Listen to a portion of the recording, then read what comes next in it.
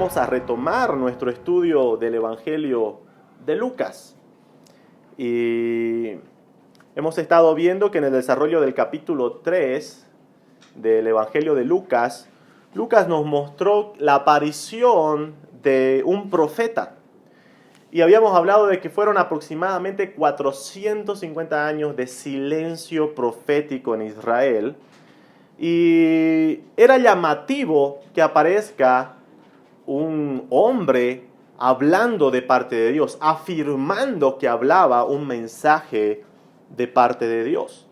Bueno, la aparición de Juan predicando, bautizando y llamando a las personas a arrepentimiento fue algo que generó mucha expectativa en el pueblo, ¿no? Como les decía, pasaron 450 años de silencio profético y apareció un hombre que llamaba a arrepentimiento de parte de Dios.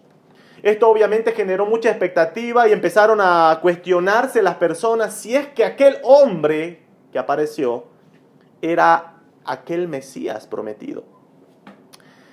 Y claro, obviamente nosotros encontramos en el relato que encontramos en el Evangelio de Juan, que Juan negaba, o más bien Juan aclara, el evangelista Juan dice que Juan el Bautista decía que él no era el Cristo. Pero entonces eso le surgió más preguntas a las otras personas que estaban ahí. Y le decían, bueno, si tú no eres el Cristo, entonces ¿quién eres? Si tú no eres el Cristo, ¿por qué bautizas? Bueno, Juan respondía de la siguiente manera: yo soy una voz que clama en el desierto. Y yo os bautizo con agua, pero viene tras mí uno más poderoso que yo, a quien no soy digno siquiera de desatar la correa de su calzado. Él os bautizará con Espíritu Santo y fuego. Bueno, hermanos, el ministerio de Juan consistía en preparar el camino para aquel que venía tras él. Preparar el camino para aquel que era más poderoso que Juan. Aquel que Juan lo consideraba tan grande y tan digno que Juan no se consideraba ni siquiera él digno de ir y desatar la correa de su calzado.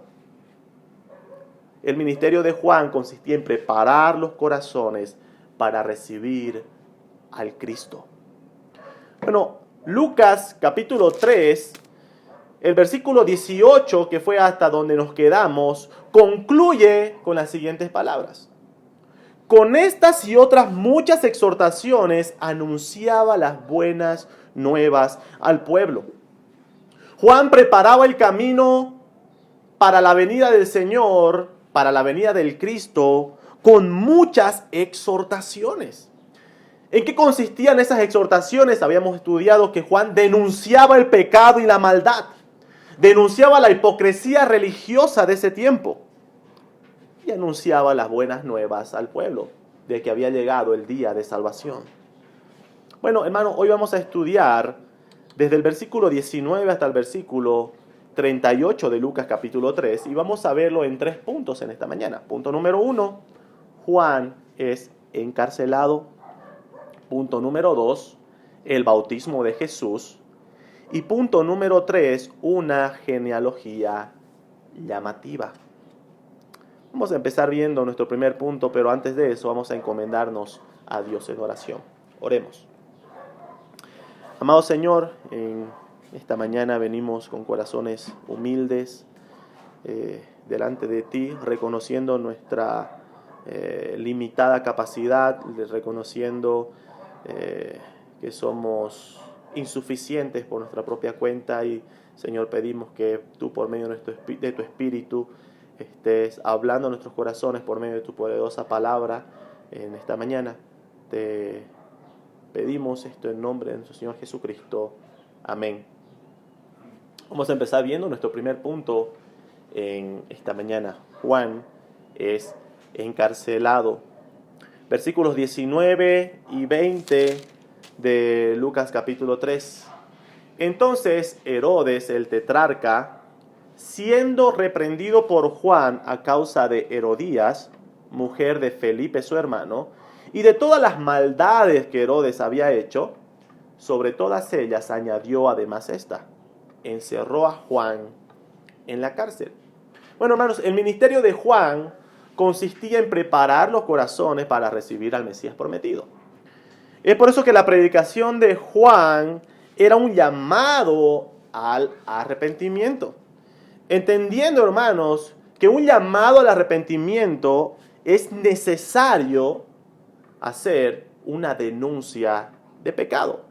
Hermanos, nosotros no podemos anunciar las buenas nuevas de salvación si primeramente no anunciamos la razón por la cual es necesaria aquella salvación. Y Juan denunciaba el pecado y mostraba a todos por medio de las Escrituras que en ese pecado nos encontramos bajo condenación e ira. Ahora, en el relato que nos presenta Lucas en estos versículos 19 y 20 del capítulo 3, Lucas nos dice que Juan, llevando a cabo ese ministerio, reprendía también todas las maldades que Herodes hacía. Y especifica un caso especial en el que Juan reprendía a Herodes. ¿Cuál es ese caso? Nos dice que Herodes había tomado por mujer a quien era mujer de su hermano, Felipe, una mujer llamada Herodías. Bueno, Mateo capítulo 14 nos muestra un poquito más sobre este suceso. Mateo capítulo 14, versículos 3 al 4. La palabra de Dios dice: porque Herodes había prendido a Juan y le había encadenado y metido en la cárcel por causa de Herodías, mujer de Felipe su hermano. Porque Juan le decía, ¿cuál era la reprensión de Juan? Versículo 4 dice: no te es lícito tenerla. Bueno, Juan reprendía diciéndole, aquel que estaba gobernando le decía, no te es lícito aquello que estás haciendo. No te es lícito bajo qué jurisprudencia. No te es lícito bajo qué ley. Bueno, Juan estaba reprendiendo aquella maldad, aquel pecado bajo la ley de Dios. Bajo la ley de Dios, que era clara con respecto a un caso similar a lo que estaba haciendo Herodes. Por ejemplo, Levítico capítulo 20. Levítico capítulo 20, versículo 21. Dice la palabra del Señor: y el que tomare la mujer de su hermano comete inmundicia. La desnudez de su hermano descubrió, sin hijo será. Bueno, Juan estaba reprendiendo el pecado de Herodes porque estaba atentando contra la ley de Dios. Bueno, hermanos, aquí debemos hacer una aclaración importante. Hay muchas personas que utilizan este pasaje de la denuncia de Juan al pecado de Herodes. Hay muchas personas que utilizan este pasaje para motivar y decir a las personas, ¿han visto? Debemos levantarnos y denunciar todas las cosas del gobierno y las autoridades. Yo me acuerdo que cuando hubo el conflicto aquí en Bolivia de el año 2019, si no me equivoco, hubieron muchos videos que salían de personas creyentes anunciando y diciendo a las personas que salgan a las calles a protestar. Y decían, así como Juan protestó contra Herodes, salgan a las calles. Hermanos, hay que aclarar que este pasaje no significa que Juan no se sujetaba a las autoridades. No significa que Juan estaba saliendo a las calles a bloquear, pidiendo la destitución de Herodes por ser alguien inmoral. El contexto nos muestra que el ministerio de Juan consistía en denunciar la maldad y el pecado. ¿Pero por qué? Porque eso era parte de anunciar las buenas nuevas al pueblo. Juan no denunciaba la maldad así por así. Juan no denunciaba el pecado y lo dejaba ahí, sino que era parte de anunciar las buenas nuevas al pueblo, así como les decía anteriormente. Para que nosotros anunciemos las buenas nuevas de salvación, primeramente hay que anunciar la razón por la que es necesaria aquella salvación. Y Juan hacía eso, denunciaba el pecado y las consecuencias del pecado, porque estamos bajo condenación e ira. El objetivo de Juan en estos versículos, cuando nos dice que él reprendía todas las maldades que Herodes hacía, su objetivo no era derrocar a Herodes para que suba un gobierno mejor o un gobernante mejor que Herodes. Ese no era el objetivo de Juan, sino que el objetivo era el objetivo que tenía de su llamado, ¿no? Dar el mensaje de Dios, ser un vocero de Dios, ser aquella voz que proclama en el desierto a que se arrepientan para perdón de pecados. Anunciar el evangelio, queridos hermanos, tiene que ver con denunciar el pecado y las consecuencias del mismo. Es un mensaje que confronta. Hoy en día, queridos hermanos, muchas iglesias, en muchos lados, y la sociedad misma ejerce una presión para eliminar la palabra pecado de la predicación. Porque supuestamente al hablar de pecado y confrontar de esa manera con la Escritura, ese es un mensaje de odio. Amados hermanos, no podemos eliminar la palabra pecado de nuestra predicación. ¿Por qué? Porque Dios nos ha mandado a denunciar el pecado, pero como parte de anunciar las buenas nuevas. No podemos, hermanos, no podemos. Y Juan, con mucha valentía, estaba denunciando el pecado de Herodes. Y no solo valentía, sino con mucha obediencia. Porque era algo que Dios le había mandado. No es algo que simplemente salió del corazón o de la cabeza de Juan. Es algo que Dios le había mandado. Y es por eso que el detalle que nosotros veíamos al inicio del capítulo 3, por ejemplo, cuando nosotros vemos en capítulo 3, versículo 2 de Lucas, nos dice, siendo sumos sacerdotes Anás y Caifás, vino palabra de Dios a Juan, hijo de Zacarías, en el desierto. Y él fue por toda la región contigua al Jordán, predicando. Hermanos, lo que Juan predicaba es lo que primeramente le vino por palabra de Dios. No es algo que le surgió de la cabeza, no es algo que le surgió a él una mañana diciendo ¿qué puedo hablar? Sino que Lucas nos aclara que vino palabra de Dios a Juan. Y esa palabra que le vino fue la que él predicaba. Algo importante, hermanos, que nos aclara del ministerio de Juan para poder entender estos versículos, es que el ministerio de Juan era un llamado al arrepentimiento para perdón de pecados. Juan denunciaba la maldad y el pecado, pero lo hacía como un llamado al arrepentimiento para perdón de pecados.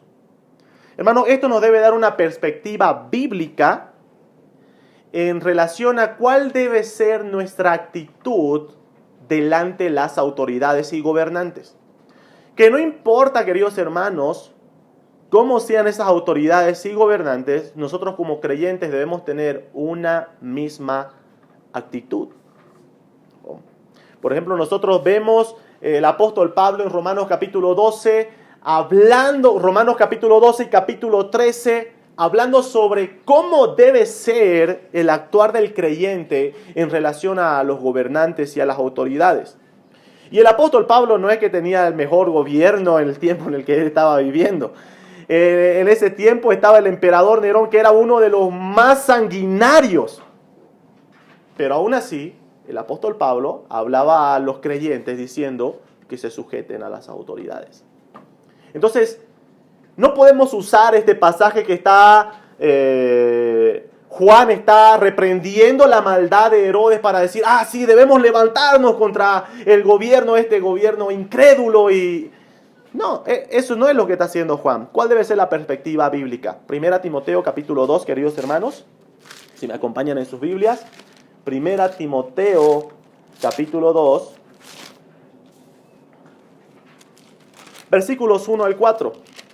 Dice, exhorto ante todo a que se hagan rogativas, oraciones, peticiones y acciones de gracias por todos los hombres, por los reyes y por todos los que están en eminencia, para que vivamos quieta y reposadamente en toda piedad y honestidad, porque esto es bueno y agradable delante de Dios nuestro Salvador, el cual quiere que todos los hombres sean salvos y vengan al conocimiento de la verdad.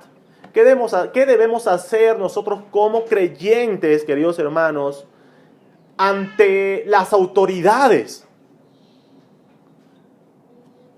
Bueno, la responsabilidad que tenemos, el apóstol Pablo empieza diciendo, exhorto ante todo a que se hagan rogativas, oraciones y peticiones.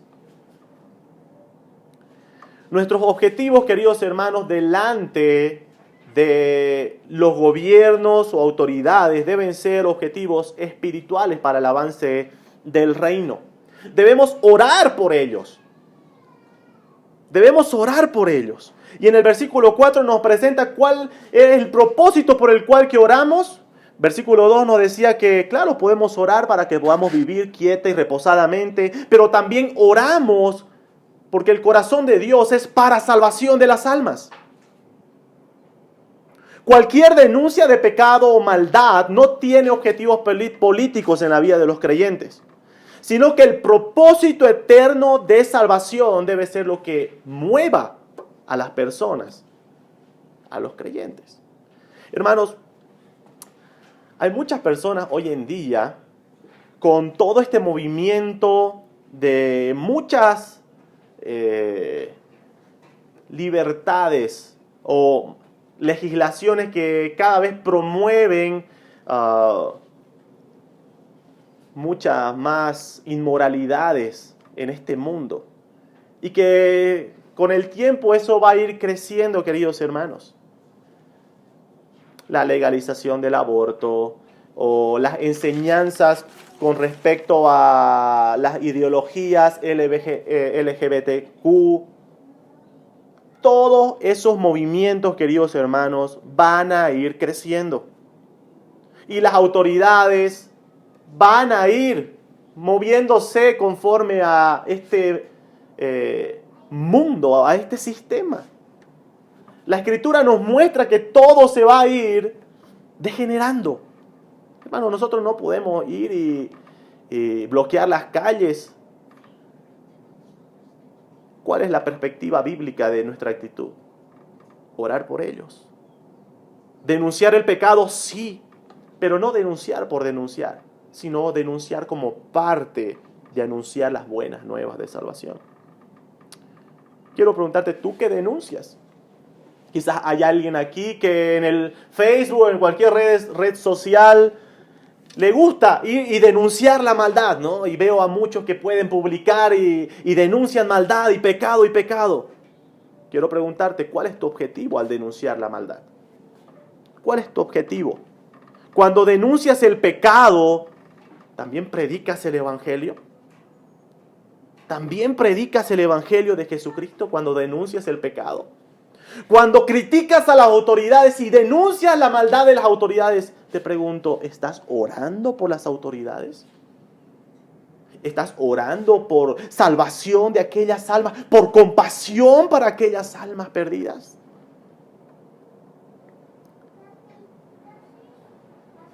Perspectiva bíblica, queridos hermanos, de cuál debe ser nuestra reacción ante las autoridades. En el versículo 20 de Lucas capítulo 3 vemos qué es lo que hizo Herodes al encontrar que Juan estaba denunciando su pecado. Dice, sobre todas las maldades que Herodes ya había hecho, añadió además esta: encerró a Juan en la cárcel. Queridos hermanos, Juan fue llevado a la cárcel, pero fue llevado a la cárcel no por insubordinarse a la autoridad, sino que fue llevado a la cárcel por predicar el mensaje de Dios. Fue llevado a la cárcel por hablar la verdad de Dios. Hermanos, y ese es el límite que nosotros tenemos. Hermanos, no tenemos otra licencia en las Escrituras para insubordinarnos a la autoridad que no sea anunciar el mensaje de Dios.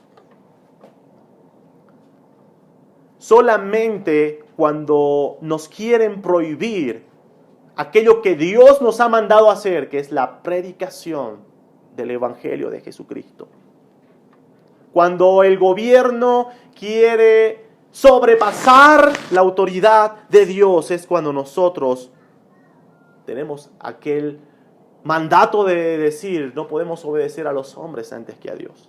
Bueno, Juan hizo eso, ¿no? Juan no calló lo que tenía que decir, así como nosotros encontramos en el libro de los Hechos con los discípulos, Hechos capítulo 4, versículo 20, los discípulos fueron azotados y fueron instigados a no predicar más en el nombre de Jesucristo, y ellos dijeron, no podemos callar, no podemos dejar de decir lo que hemos visto y oído. Hermanos, no podemos de anunciar, solo el Evangelio es lo único que no podemos dejar de anunciar, sin importar las consecuencias. El ministerio de Juan él consideraba que él era una voz que proclamaba el mensaje de Dios en el desierto, preparando el camino del Señor. Bueno, hermanos, nosotros debemos ser esas voces que no dejemos de anunciar las buenas de salvación, sin importar las consecuencias. Entramos a nuestro punto número 2. Hemos visto Juan es encarcelado y ahora vemos nuestro segundo punto, el bautismo de Jesús. Versículos 21 al 22 de Lucas capítulo 3 dice: aconteció que cuando todo el pueblo se bautizaba, también Jesús fue bautizado. Y orando, el cielo se abrió, y descendió el Espíritu Santo sobre él en forma corporal como paloma. Y vino una voz del cielo que decía: tú eres mi Hijo amado, en ti tengo complacencia. Bueno, el relato de Lucas en estos versículos, hermanos, no es un relato cronológico. ¿Cómo nos damos cuenta en eso? El versículo 20, Lucas nos dice que Juan fue encarcelado. Y luego, versículos 21 y 22, Lucas nos narra de que Jesús estaba siendo bautizado. En los otros evangelios, nosotros encontramos la evidencia de que quien bautizó a Jesús fue Juan. Ahora, no podemos decir que el relato que está haciendo Lucas es un relato cronológico, porque Juan no pudo haber efectuado el bautismo cuando él estaba en la cárcel, ¿no? Entonces, nosotros encontramos aquí que Lucas está haciendo un relato culminando ideas. Por ejemplo, en el capítulo 3, Lucas inicia dando un contexto del tiempo en el cual sucedieron todas estas cosas. Y empieza narrando el ministerio de Juan. Lo que Lucas quiere hacer hasta el versículo 20 es terminar la idea de lo que consistía el ministerio de Juan, para luego iniciar con el relato del ministerio de nuestro Señor Jesús, ¿no? Él no está haciendo un relato cronológico en estos últimos versículos que acabamos de leer, pero sí nos da la idea de que está concluyendo la idea del ministerio de Juan y ahora inicia con el relato del ministerio de nuestro Señor Jesucristo. Bueno, Lucas capítulo 3, verso 21, leíamos de que cuando todo el pueblo se bautizaba, nuestro Señor Jesús también fue bautizado. Bueno, Lucas nos dice que el bautismo de Jesús se lleva en ese contexto, en el cual todas las personas salieron al desierto a escuchar la predicación de Juan, pero también salieron al Jordán cuando él estaba bautizando y llamando a las personas arrepentimiento. El Evangelio de Mateo nos narra este evento un poquito de forma más amplia. Por ejemplo, Mateo capítulo 3, versículos 13 en adelante. Dice, entonces Jesús vino de Galilea. El Evangelio de Marcos, ese detalle que Mateo dice que Jesús vino de Galilea, lo detalla más. Dice, vino de Nazaret de Galilea. Como nosotros habíamos visto en el capítulo 2, Jesús fue criado en Nazaret. Es ahí donde nuestro Señor Jesús crece, se desarrolla, ¿no? Y dice que cuando Juan estaba predicando, Jesús vino de Nazaret de Galilea y vino a Juan, al Jordán, para ser bautizado por él. Pero Juan se le oponía, diciendo, yo necesito ser bautizado por ti, ¿y tú vienes a mí? Pero Jesús le respondió, deja ahora, porque así conviene que cumplamos toda justicia. Entonces le dejó.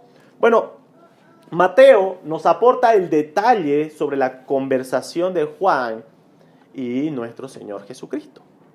Juan se oponía a bautizar a nuestro Señor Jesús. Ahora, ¿cuál es la razón por la que Juan se oponía? Es porque Juan creía que debía ser al revés. Juan le dice, yo necesito ser bautizado por ti, ¿y tú vienes a que yo te bautice? Bueno, ¿por qué es eso, ese detalle? ¿Por qué Juan se oponía a bautizar a nuestro Señor Jesús? Eso tiene que ver con el significado del bautismo que Juan aplicaba. Nosotros vemos en lo que hemos estado estudiando en Lucas capítulo 3, el significado del bautismo de Juan estaba estrechamente relacionado a el arrepentimiento para perdón de pecados. Y ahora Juan, con toda razón, le decía, ¿cómo vienes tú a pedir que yo te bautice si el que es pecador aquí soy yo? Y es por eso que le dice, el que necesita ser bautizado soy yo, tú no, porque tú eres sin pecado. Y es lo que luego el escritor a los Hebreos recalca cuando habla de la humanidad de Cristo, diciendo de que Él sí tomó forma de hombre, sí es verdaderamente humano y puede compadecerse de nosotros porque fue tentado como uno de nosotros, pero el escritor a los Hebreos dice, pero Él es sin pecado. Y Juan lo entendía de esa manera. Juan entendía de esa manera y es por eso que él decía, tú no necesitas, yo sí necesito. Ahora aquí viene una pregunta. ¿Por qué Jesús fue bautizado? Si Jesús es el sin pecado, si Jesús no tenía pecado y no había razón por la cual él se arrepintiera de algo para recibir perdón de pecados, porque él es sin pecado, ¿por qué fue bautizado? ¿Por qué fue bautizado? Bueno, hermanos, para responder a esta pregunta, vamos a ver dos razones que encontramos en las Escrituras. Dos razones por las cuales nuestro Señor Jesucristo fue bautizado. La primera razón, Juan capítulo 1. Juan capítulo 1, versículos 30 al 34. Juan capítulo 1, versículos 30 al 34. Vamos a leer desde el 29 para poder ver bien el contexto. Dice, el siguiente día vio Juan a Jesús que venía a él y dijo, he aquí el Cordero de Dios que quita el pecado del mundo. Este es aquel de quien yo dije, después de mí viene un varón, el cual es antes de mí, porque era primero que yo. Y yo no le conocía, mas para que fuese manifestado a Israel, por esto vine yo a bautizando con agua. También dio Juan testimonio diciendo, vi al Espíritu que descendía del cielo como paloma y permaneció sobre él. Y yo no le conocía, pero el que me envió a bautizar con agua, aquel me dijo, sobre quien veas descender el Espíritu y que permanece sobre él, ese es el que bautiza con el Espíritu Santo. Y yo le vi y he dado testimonio de que este es el Hijo de Dios. Bueno, para poder ver la primera razón que nosotros encontramos en las Escrituras sobre por qué Jesús fue bautizado, si Él es el sin pecado, Él es perfecto, bueno, encontramos primero, Dios le había dicho a Juan que por medio de esa forma es que el Mesías iba a ser revelado a Israel. De esa forma es que iba a ser revelado, iba a ser manifestado a Israel quién era el Cristo. Y esto cobra aún más peso, más sentido, con el detalle del Espíritu Santo descendiendo sobre Jesús en forma corporal de paloma. Dios le había revelado a Juan diciendo, de esta forma va a ser manifestado a Israel el Cristo. ¿Y cómo vas a saber quién es?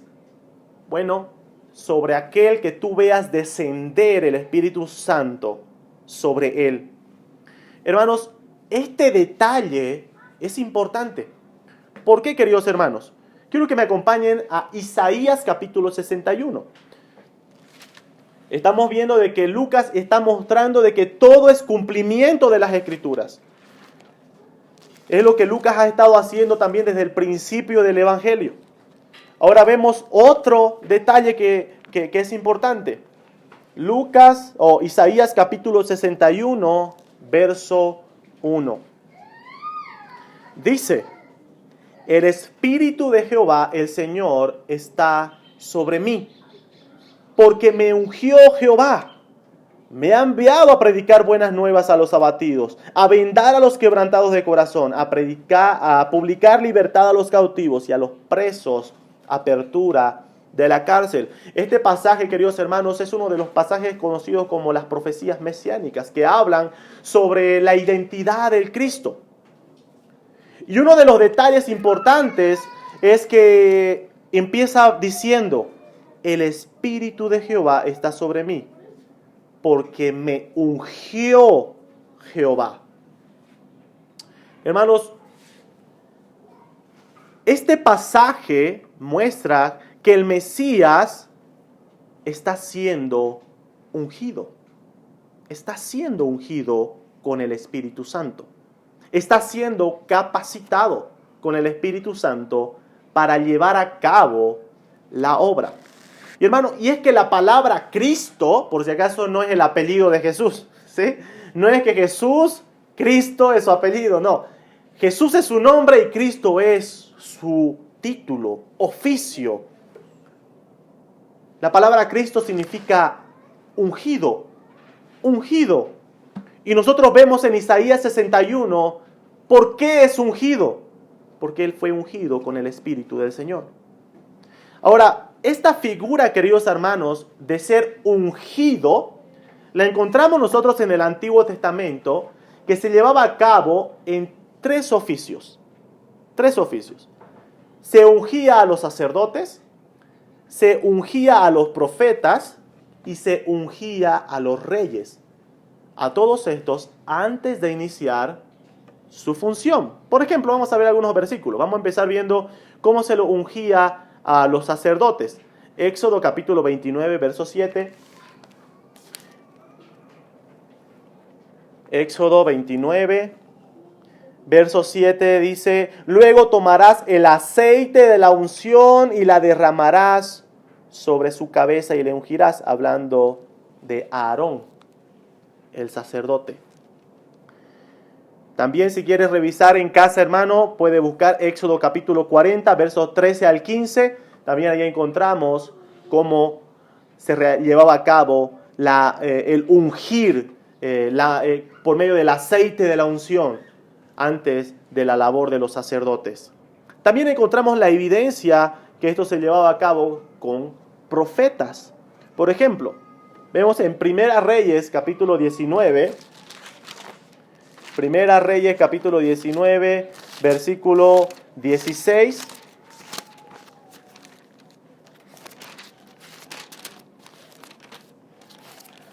Dice, a Jehú, hijo de Nimsi, ungirás por rey sobre Israel, y a Eliseo, hijo de Safat, de Abel Meola, ungirás para que sea profeta en tu lugar. Dios le estaba hablando a Elías. Entonces también se llevaba a cabo esta práctica de ungir con aceite como una forma de mostrar, de apartar, de preparar a aquella persona para la labor que iba a desempeñar. Y también esto se llevaba a cabo con los reyes. Por ejemplo, tenemos en 1 Samuel capítulo 10, versículo 1, que Saúl es ungido como el primer rey de Israel. También encontramos en 1 Samuel capítulo 16, versículos 12 al 13, cuando David es ungido como rey. Estos tres oficios, queridos hermanos, eran oficios en los cuales las personas eran ungidas con aceite, que es una figura representante de lo que iba a venir más adelante, antes de llevar su función. Bueno, hermanos, en este suceso en el cual Cristo está siendo bautizado y está la figura en la cual el Espíritu Santo desciende en forma corporal y permanece sobre Jesús, Cristo estaba siendo ungido por el Espíritu Santo para iniciar su obra como sacerdote, como profeta y como rey.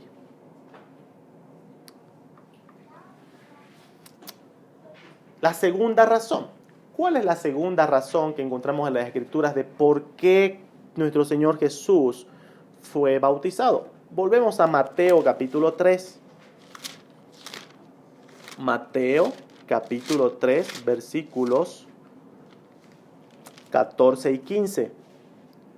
Juan se oponía diciendo: yo necesito ser bautizado por ti, ¿y tú vienes a mí? Pero Jesús le respondió: deja ahora, porque así conviene que cumplamos toda justicia. Bueno, la segunda razón por la que Jesús debía y fue bautizado, es porque Él debía cumplir con toda justicia. La palabra justicia aquí también significa ordenanza o mandato. Cristo tenía que cumplir con toda ordenanza o mandato. ¿Por qué? Porque Él es quien estaba siendo representante de aquellos que iba a salvar. Y como representante, como el nuevo Adán, que vamos a ver eso un poquito más adelante, Él debía cumplir perfectamente todas las ordenanzas o mandatos de parte de Dios que exigían.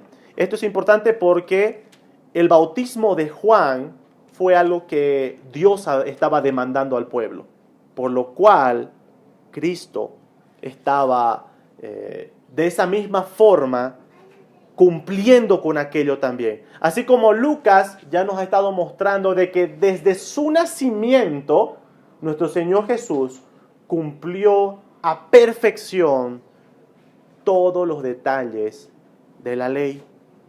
Esa es la segunda razón por la que nuestro Señor Jesús debía y fue bautizado, ¿no? Para cumplir con toda justicia, con toda ordenanza de parte del Señor. Lucas capítulo 3, versículo 22. Dice: y descendió el Espíritu Santo sobre él en forma corporal como paloma. Y vino una voz del cielo que decía: tú eres mi Hijo amado, en ti tengo complacencia. La escena del bautismo de nuestro Señor Jesús cierra con la declaración del Padre. Ahora, hay aquellos que ven el Evangelio de Lucas y dicen: ¿cómo dicen que es el Padre el que está hablando ahí? Es evidente porque le dice hijo, ¿no?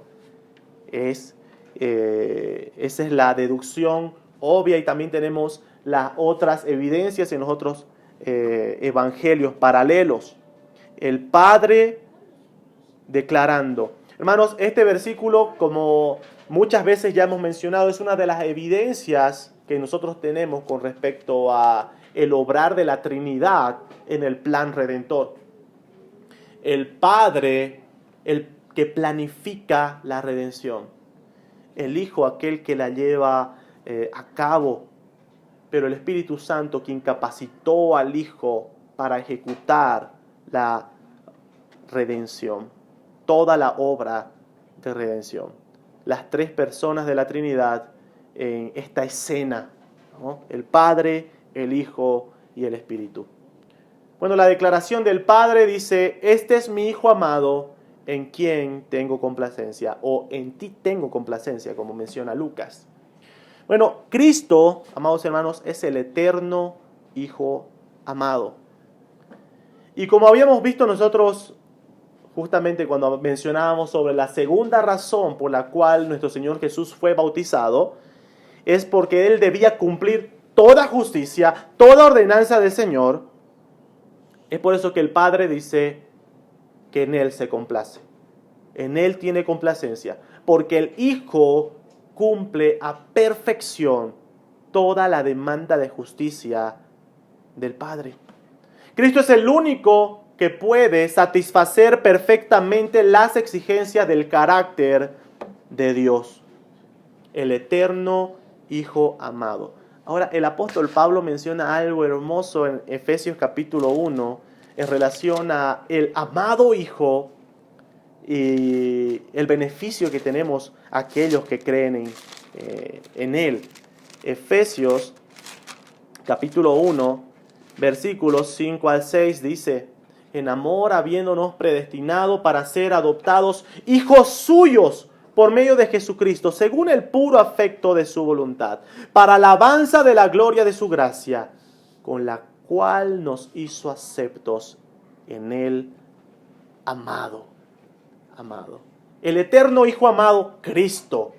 Pero ahora nosotros somos aceptados por el Padre, porque hemos sido unidos al eterno Hijo amado. Y ahora cuando el Padre ve a nosotros, nos ve unidos al eterno Hijo amado, Cristo, el perfecto, aquel que complace al Padre. Ahora sí, hermanos, entramos a nuestro último punto. Versículos 23 al 38. Una genealogía llamativa. Bueno, hermanos, no es muy común el estudio de una genealogía. Estoy seguro que si nosotros estuviéramos eligiendo temas y no estuviéramos haciendo un estudio consecutivo, sería muy difícil de que alguien diga: oh, yo quiero realizar un estudio de versículo 23 al 38 de Lucas capítulo 3. Porque normalmente las genealogías son aquellas porciones de la Escritura que cuando nosotros leemos las saltamos. O dígame que nunca ha hecho eso, hermano, ¿no? Que está leyendo el Antiguo Testamento y llega a las partes de la genealogía y empieza a hojear rápido hasta que termine las genealogías y continúa el relato de la Escritura. Bueno, hermanos, las genealogías son importantes. Como decía nuestro hermano Franco anteriormente, citando el pasaje del apóstol Pablo a Timoteo, toda la Escritura es inspirada por Dios. Y no solamente es inspirada por Dios, dice el apóstol Pablo, sino que toda la Escritura es útil. Es útil. Hermano, este pasaje que vamos a estudiar no solo es inspirado por Dios, sino que es útil. Bueno, empezamos versículo 23. Dice: Jesús mismo, al comenzar su ministerio, era como de 30 años. Bueno, Lucas nos presenta el dato de la edad aproximada de nuestro Señor Jesucristo al iniciar su ministerio. Ahora, hermanos, esto tiene concordancia o tiene sustento, la edad de nuestro Señor Jesucristo, con los otros datos históricos que ya nos mencionó Lucas anteriormente y que ya los estudiamos. Por ejemplo, del nacimiento de nuestro Señor Jesucristo en Lucas capítulo 2, cuando nos presenta diciendo de que todo esto sucedió cuando Augusto César promulgó un edicto y todo el mundo fue empadronado, Y este censo se originó siendo Cirenio, gobernador de Siria. Ese dato histórico es un dato que concuerda con la fecha aproximada que estamos viendo de la edad de nuestro Señor Jesucristo, ¿no? Entonces, también en Lucas capítulo 3, al iniciar, Lucas proporcionó otros datos históricos, ¿no? En los cuales nos ubica en un tiempo, en un contexto, por lo cual nosotros podemos afirmar y decir, sí, el dato de Lucas de la edad de nuestro Señor Jesús al iniciar su ministerio es un dato cierto. Ahora, Lucas lo pone como diciendo era como de 30 años. Entonces, los años circundantes a 30 son edades que pueden ser posibles, ¿sí? Entonces, es algo importante. Lucas está intentando ser lo más preciso posible al darnos datos históricos. Bueno, Lucas nos narra que nuestro Señor Jesucristo tenía 30 años aproximadamente al iniciar su ministerio. ¿Se acuerdan cuántos años tenía la última vez que Lucas mencionó a nuestro Señor Jesucristo?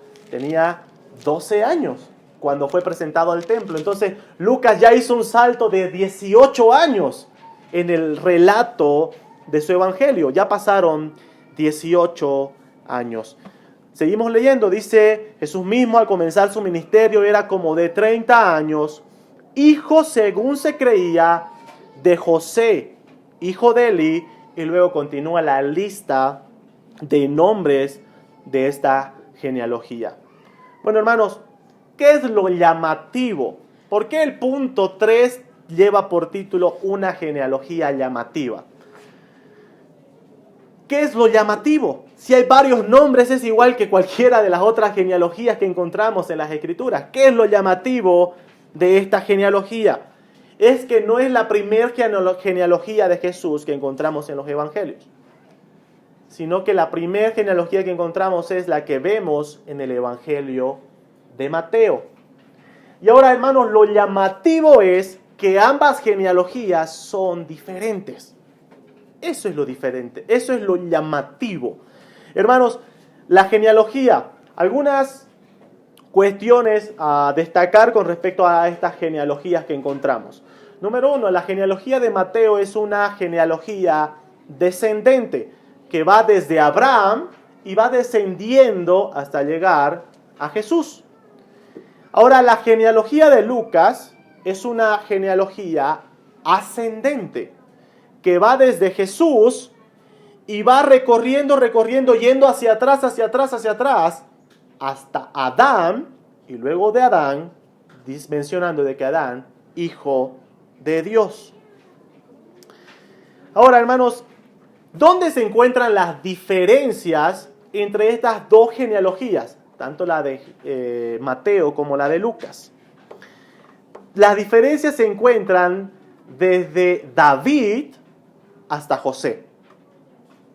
Ahí, si usted compara, por ejemplo, las genealogías tanto desde Abraham hasta David, las dos genealogías son iguales. Desde Abraham hasta David. Pero de David hasta José, quien se creía que era el padre de Jesús, las dos genealogías son diferentes. Presentan nombres distintos. Ahora, hermanos, en el transcurso de la historia de la iglesia, no ha habido unanimidad con respecto a la interpretación de este punto. Pero vamos a presentar en este momento cuáles han sido las dos posturas con respecto a cómo interpretar este texto.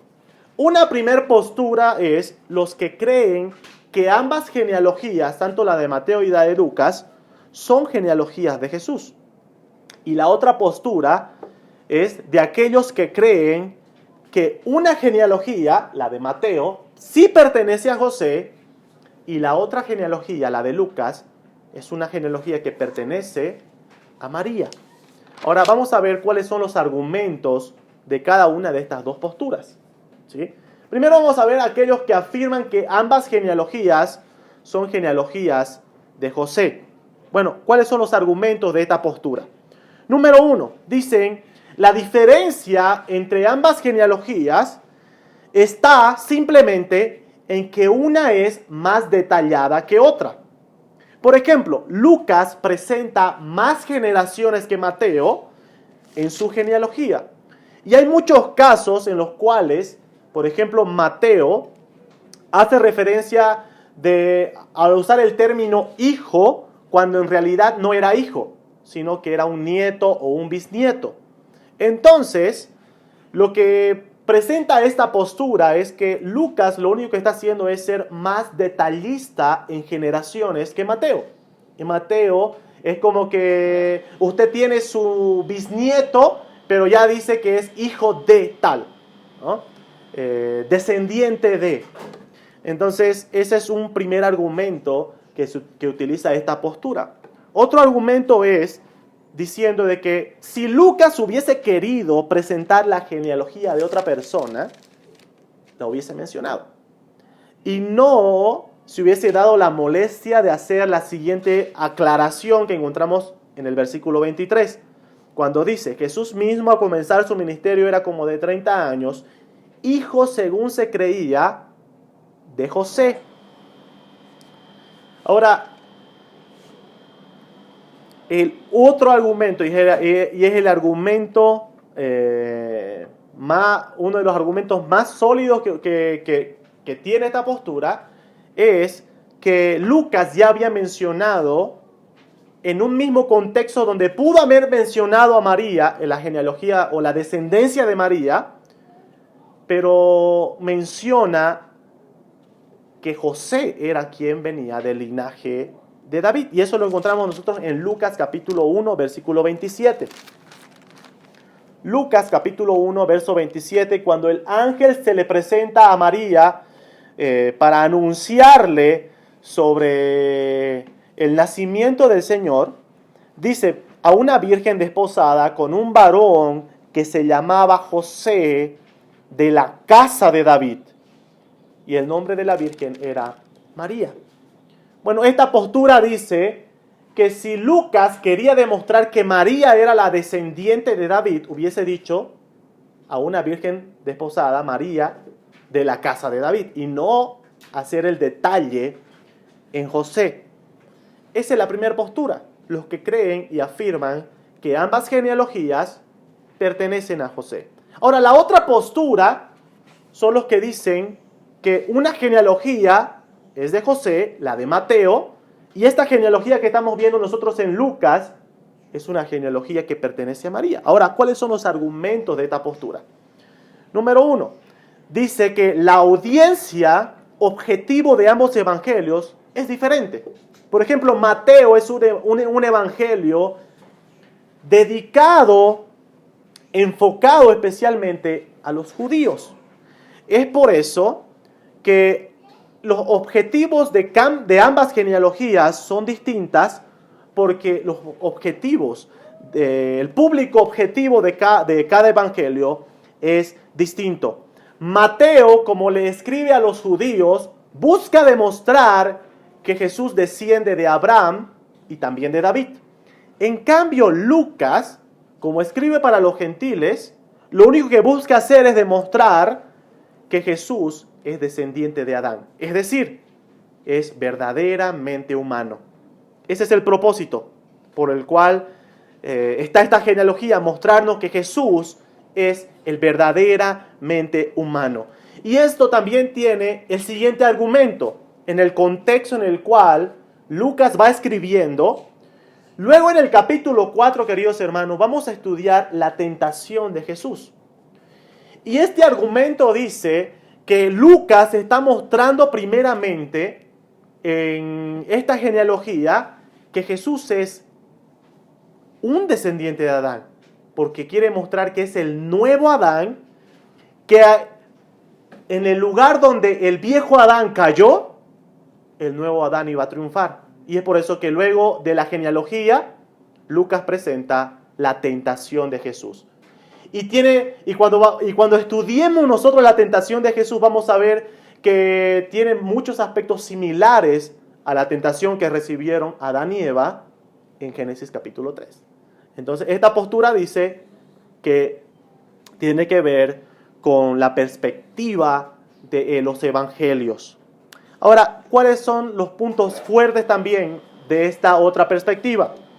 Es que tiene soporte con otras fuentes históricas. Por ejemplo, hay un libro de la tradición judía llamado el Talmud. Y en ese libro se refiere a María como la hija de Elí. Ahora, este es un punto en el cual los que defienden la postura de que esta genealogía sí pertenece a María, es que dicen algo que no pueden explicar aquellos que defienden la postura de que ambas genealogías son de José, es que si fuese así, José tuviese dos padres. Por ejemplo, en Lucas capítulo 23, José es hijo de ¿quién? Hijo de Elí. Y si nosotros vemos en Mateo capítulo 1, José es hijo de alguien llamado Jacobo. Entonces, esta postura dice, si fuese ambas genealogías de José, bueno, José tuviese dos padres, ¿no? Entonces, el soporte está en el libro de la tradición judía llamada el Talmud, se menciona a María como la hija de Elí, que concuerda con el dato que muestra Lucas en este pasaje.